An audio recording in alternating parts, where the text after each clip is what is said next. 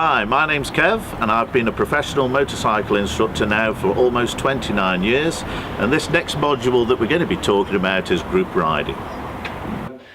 You've been a motorcycle trainer now for 29 years, and I know you've organised plenty of group rides both in the UK and abroad.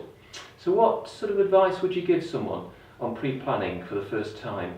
Well, for the first time, we all like to get together and start the adventure in the classroom. So basically what happens is we all sit down, we discuss the type of routes that we want to get to be riding, we talk how many miles we want to do, we get to know the group as well, what experiences they've got and so on, and how we're going to communicate to one another when we're riding in a group.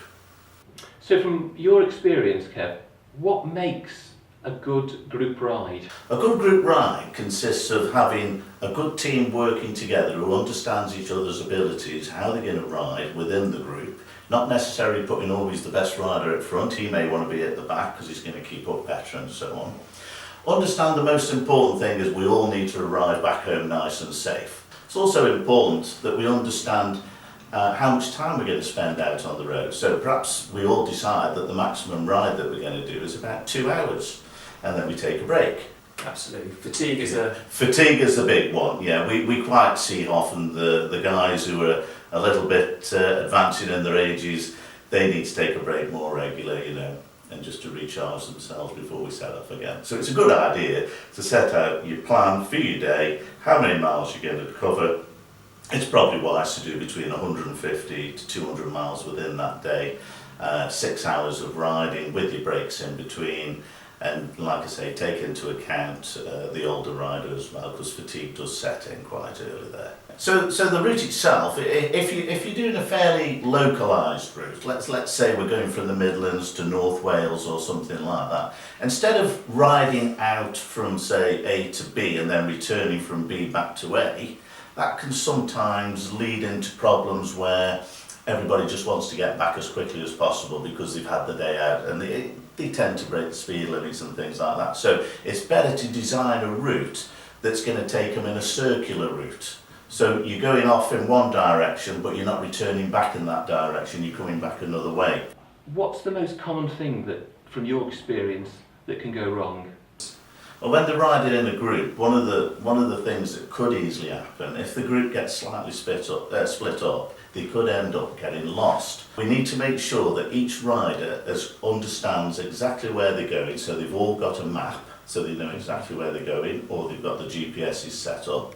They need to understand where the brake stops are going to be, how many miles between each brake stop, so they know where they're heading. But equally, it's important that they ride within their abilities, not to panic because they've got lost and start exceeding the speed limits and so on. So it's important that they ride within their abilities as they're going along. And I know that you've organised rides both in the UK and in Spain, and use a number of techniques. What are those techniques that you've used to help to keep the group together, if you like, so they don't get lost? Well, there's a couple of easy ones there that we can use. We've got technology where we can use Bluetooth, whereas the lead rider could have the Bluetooth connection and the rear rider, they can be in communication with one another and making sure the group's staying together that way. Two-way radio, you know, as another one, similar to what we use during normal training anyway. What would you suggest if there's a technophobe in the group and potentially they may not even have, for example, a mobile phone? What other systems can you use?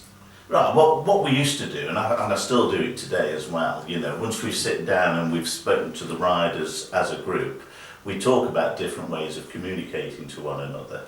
So let's look at one called the second man drop-off. Quite easily done. It rotates the group around. So the lead rider, as he approaches a junction, just to make sure nobody else misses that junction, the guy behind would be signalled to stop at the side of the road with his left turn indicator on, and then the other riders behind would go past him and make the left turn, and then he would follow on towards the end.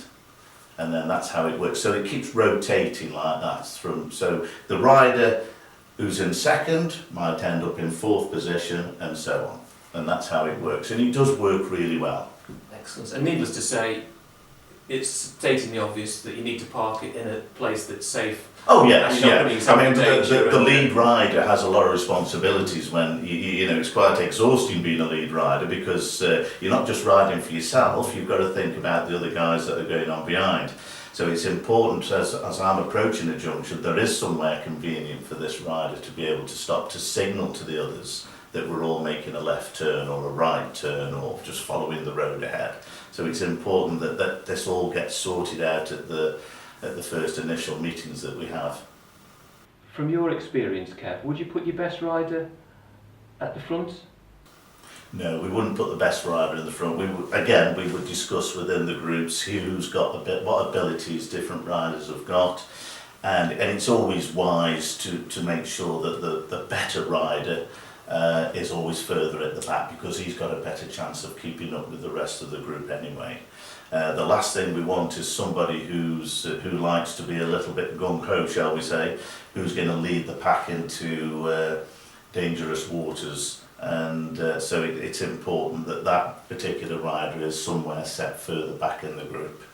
Absolutely, and I suppose it's important as well that lead rider appreciates that maybe not everybody is as experienced as they are. That's obviously right, they would yeah. need to rein in their riding style accordingly. Yeah, it's important when we're riding along that everybody maintains their position on the road and they ride within that order as well, no sort of overtaking within the group, everybody knows exactly where they are. So the more experienced rider who's got really good ability, he is better further down in the pack.